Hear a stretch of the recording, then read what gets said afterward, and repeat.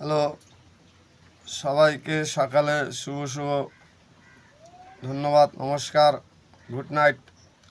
আজ 4 দিন ধরে বৃষ্টি হচ্ছে, 4 দিন ধরে বসা, 4 দিন ধরে আমাদের কাজ হচ্ছে না, তাই আমরা বসে আছি। এই নিম্নচাপ কবে থামবে তাও আমরা বলতে পারবো না।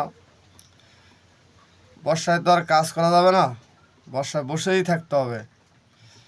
তাই সবাই আমাদের মতন ঘরে আনন্দ করো, সবার সাথে বন্ধুত্ব করো, কথা বলো, দেখবে মন ফ্রি ফ্রি লাগবে, মন ভালো থাকবে।